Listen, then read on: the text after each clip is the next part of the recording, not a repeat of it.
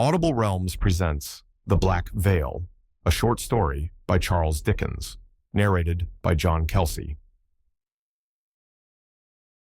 One winter's evening, towards the close of the year 1800 or within a year or two of that time, a young medical practitioner, recently established in business, was seated by a cheerful fire in his little parlor, listening to the wind, which was beating the rain in pattering drops against the window, or rumbling dismally in the chimney. The night was wet and cold. He had been walking through mud and water the whole day, and was now comfortably reposing in his dressing gown and slippers, more than half asleep and less than half awake, revolving 1,000 matters in his wandering imagination.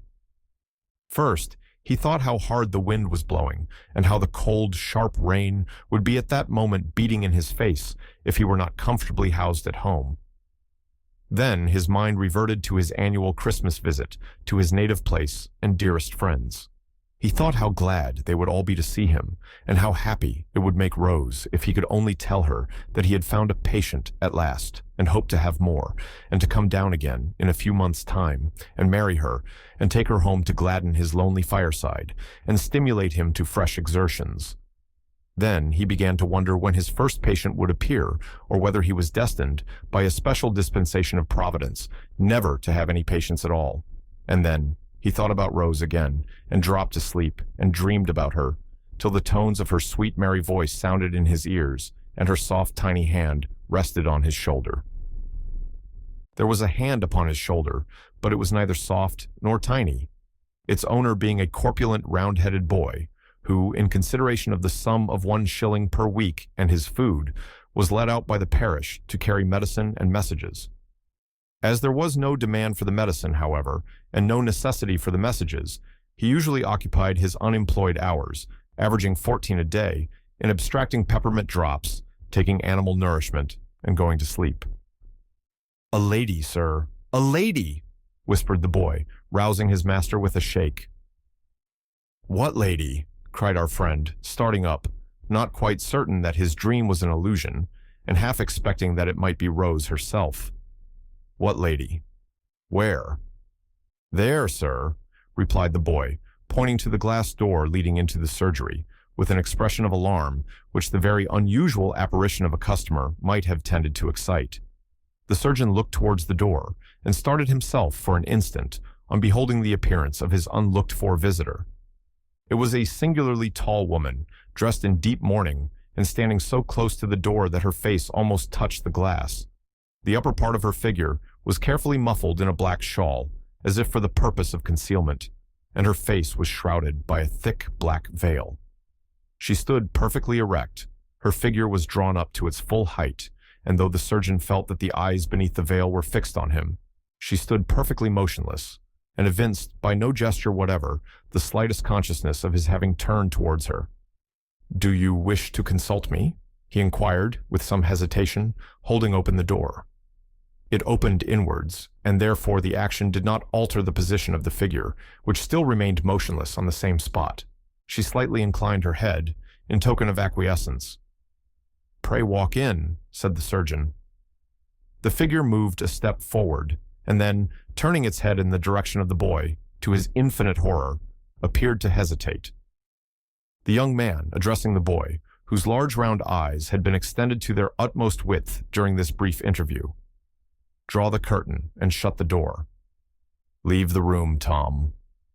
The boy drew a green curtain across the glass part of the door, retired into the surgery, closed the door after him, and immediately applied one of his large eyes to the keyhole on the other side.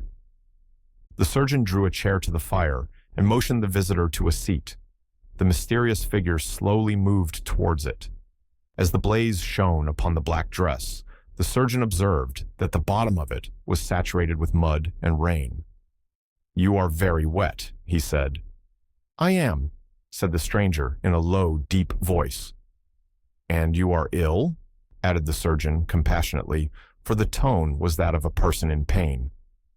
"I am," was the reply. "Very ill, not bodily but mentally. It is not for myself or on my own behalf," continued the stranger, "that I come to you. If I labored under bodily disease, I should not be out alone at such an hour, or on such a night as this. And if I were afflicted with it 24 hours hence, God knows how gladly I would lie down and pray to die. It is for another that I beseech your aid, sir. I may be mad to ask it for him. I think I am. But night after night, through the long dreary hours of watching and weeping, the thought has been ever present to my mind. And though even I see the hopelessness of human assistance availing him, the bare thought of laying him in his grave without it makes my blood run cold. And a shudder, such as the surgeon well knew art could not produce, trembled through the speaker's frame. There was a desperate earnestness in this woman's manner that went to the young man's heart. He was young in his profession, and had not yet witnessed enough of the miseries which are daily presented before the eyes of its members to have grown comparatively callous to human suffering. "If," he said, rising hastily, "the person of whom you speak be in so hopeless a condition as you describe, not a moment is to be lost. I will go with you instantly. Why did you not obtain medical advice before?" "Because it would have been useless before, because it is useless even now," replied the woman, clasping her hands passionately. The surgeon gazed for a moment on the black veil, as if to ascertain the expression of the features beneath it. Its thickness, however, rendered such a result impossible. "You are ill," he said gently, "although you do not know it. The fever which has enabled you to bear, without feeling it, the fatigue you have evidently undergone, is burning within you now. Put that to your lips," he continued, pouring out a glass of water. "Compose yourself for a few moments, and then tell me, as calmly as you can, what the disease of the patient is, and how long he has been ill. When I know what it is necessary I should know, to render my visit serviceable to him, I am ready to accompany you." The stranger lifted the glass of water to her mouth, without raising the veil, put it down again untasted, and burst into tears. "I know," she said, sobbing aloud, "that what I say to you now seems like the ravings of fever. I have been told so before, less kindly than by you.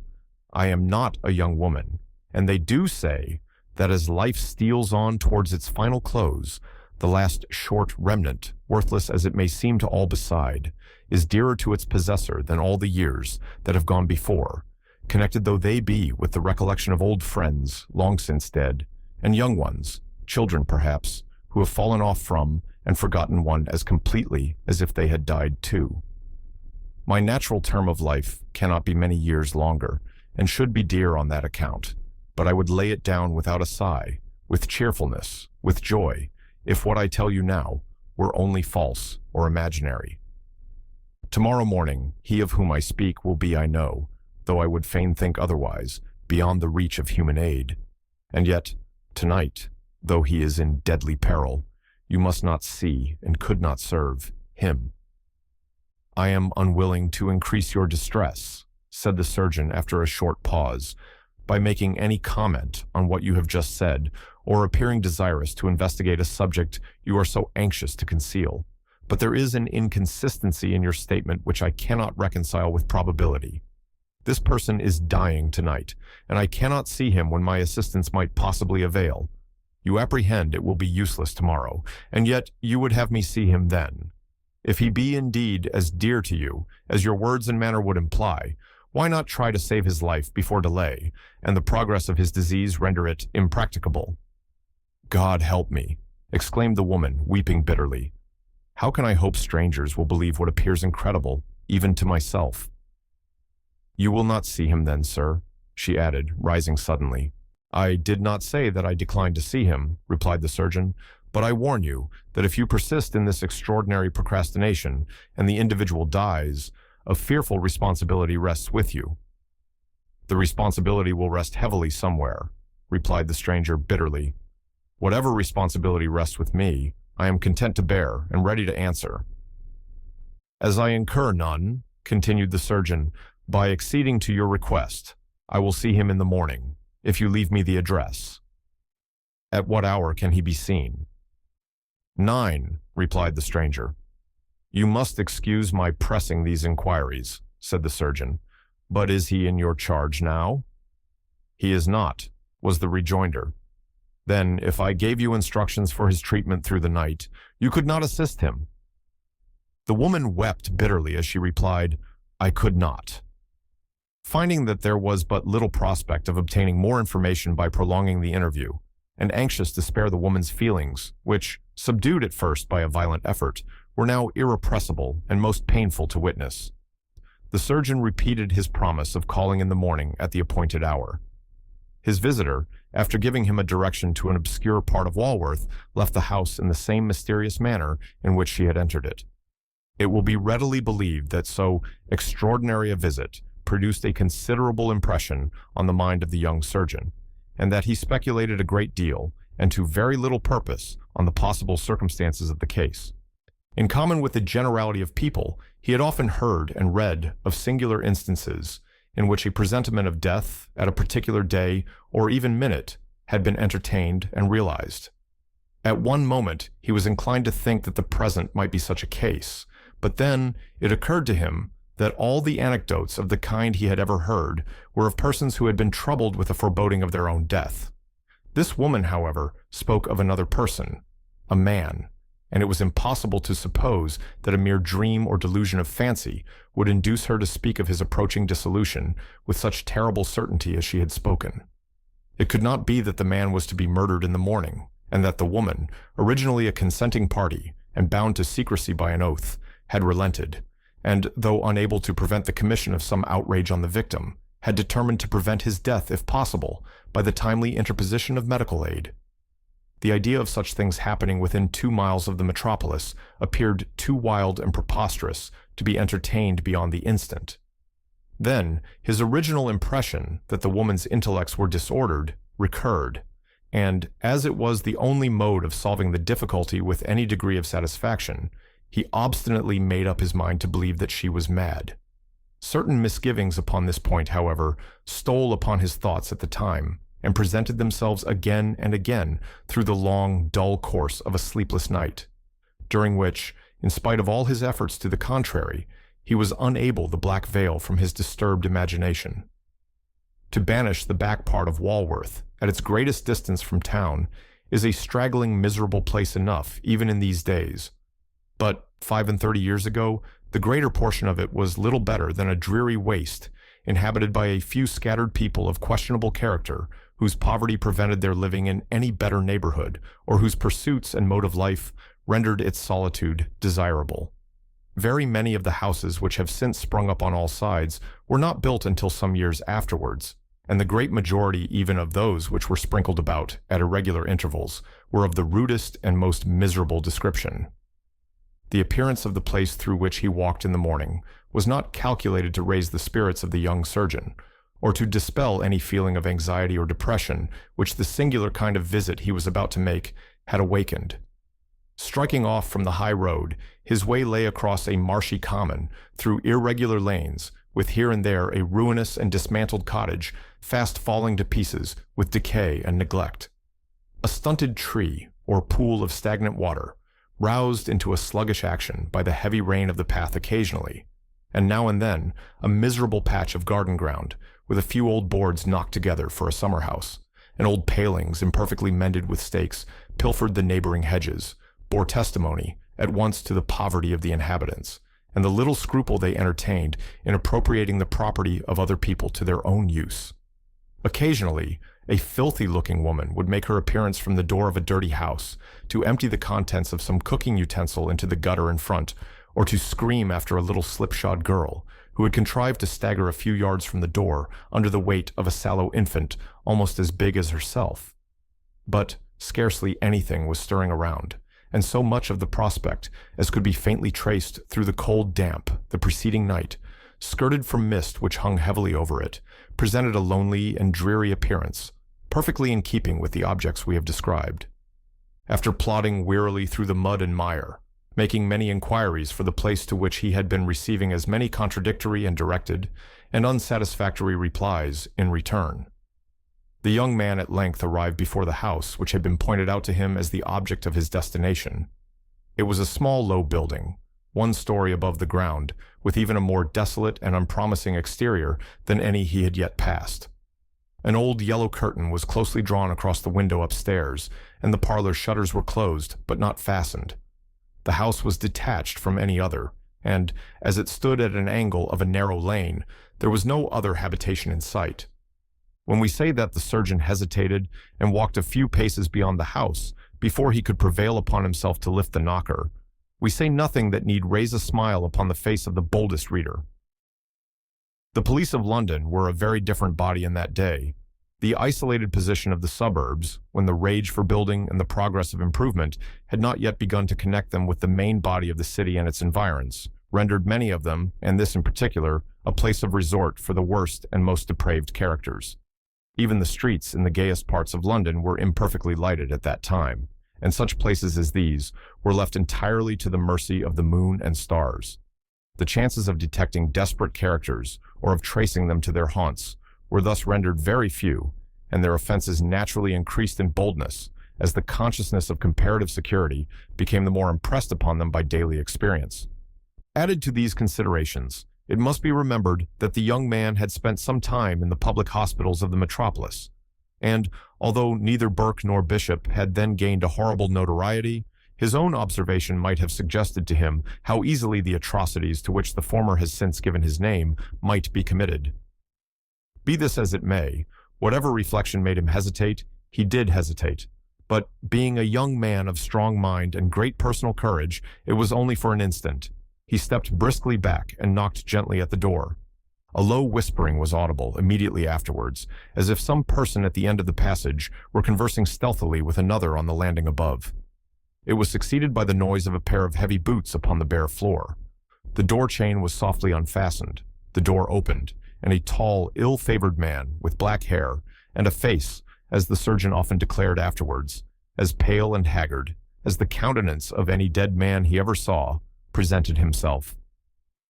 "Walk in, sir," he said in a low tone. The surgeon did so, and the man, having secured the door again by the chain, led the way to a small back parlor at the extremity of the passage. "Am I in time?" "Too soon," replied the man. The surgeon turned hastily round, with a gesture of astonishment not unmixed with alarm, which he found it impossible to repress. "If you'll step in here, sir," said the man, who had evidently noticed the action. "If you'll step in here, sir, you won't be detained 5 minutes, I assure you." The surgeon at once walked into the room. The man closed the door and left him alone. It was a little cold room, with no other furniture than 2 deal chairs and a table of the same material. A handful of fire, unguarded by any fender, was burning in the grate, which brought out the damp if it served no more comfortable purpose, for the unwholesome moisture was stealing down the walls in long slug-like tracks. The window, which was broken and patched in many places, looked into a small, enclosed piece of ground, almost covered with water.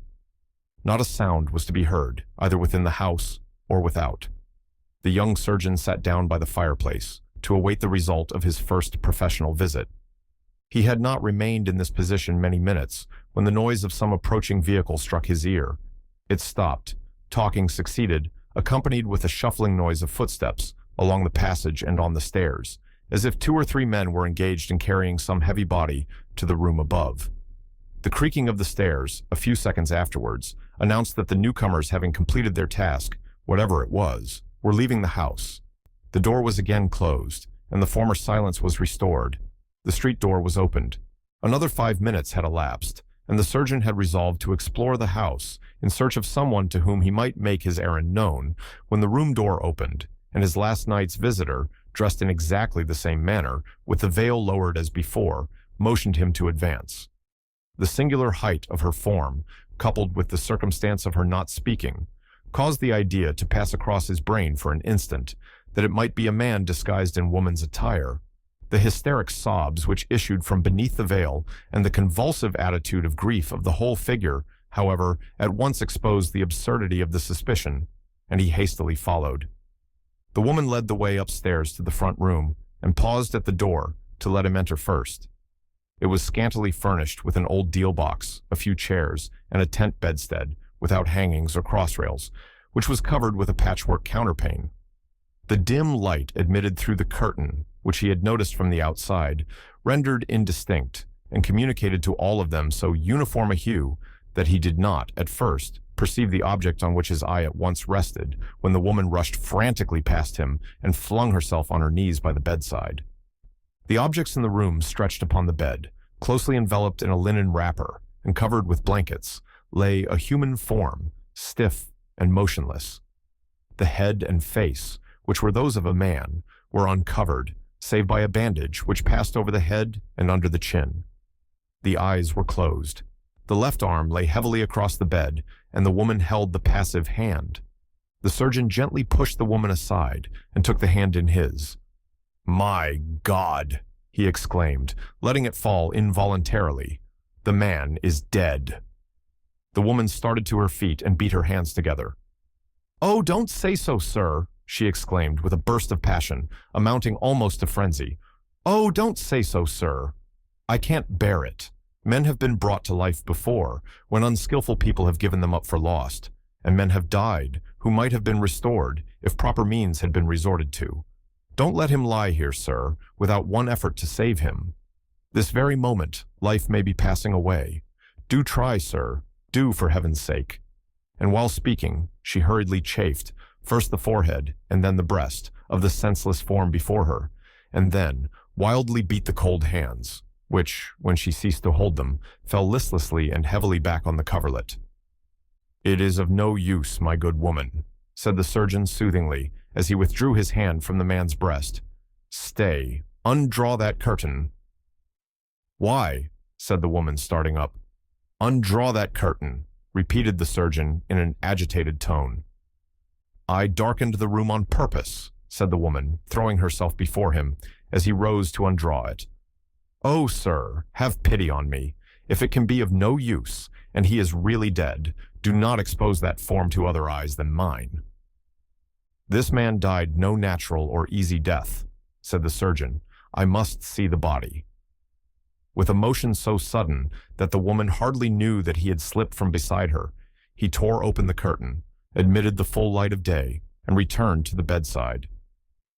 "There has been violence here," he said, pointing towards the body and gazing intently on the face, from which the black veil was now, for the first time, removed. In the excitement of a minute before, the female had thrown off the bonnet and veil, and now stood with her eyes fixed upon him. Her features were those of a woman about 50, who had once been handsome. Sorrow and weeping had left traces upon them, which not time itself would ever have produced without their aid. Her face was deadly pale, and there was a nervous contortion of the lip and an unnatural fire in her eye, which showed too plainly that her bodily and mental powers had nearly sunk beneath an accumulation of misery. "There has been violence here," said the surgeon, preserving his searching glance. "There has," replied the woman. "This man has been murdered." "That I call God to witness he has," said the woman passionately, "pitilessly, inhumanly murdered." "By whom?" said the surgeon, seizing the woman by the arm.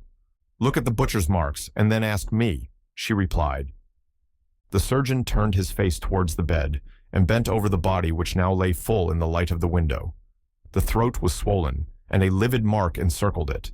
The truth flashed suddenly upon him. "This is one of the men who were hanged this morning," he exclaimed, turning away with a shudder. "It is," replied the woman, with a cold, unmeaning stare. "Who was he?" inquired the surgeon. "My son," rejoined the woman, and fell senseless at his feet. It was true. A companion, equally guilty with himself, had been acquitted for want of evidence, and this man had the left for death and executed. To recount Ben's circumstances of the case at this distant period must be unnecessary, and might give pain to some persons still alive.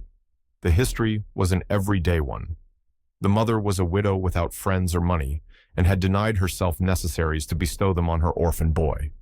That boy, unmindful of her prayers and forgetful of the suffering she had endured for him, incessant anxiety of mind and voluntary starvation of body, had plunged into a career of dissipation and crime.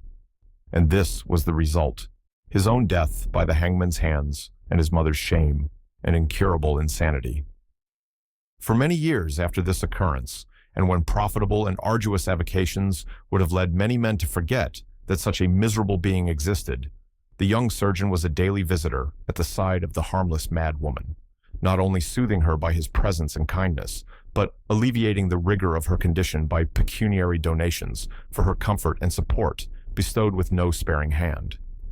In the transient gleam of recollection and consciousness which preceded her death, a prayer for his welfare and protection, as fervent as mortal ever breathed, rose from the lips of this poor, friendless creature. That prayer flew to heaven and was heard. The blessings he was instrumental in conferring have been repaid to him 1,000-fold, but amid all the honors of rank and station which have since been heaped upon him, and which he has so well earned, he can have no reminiscence more gratifying to his heart than that connected with the Black Veil.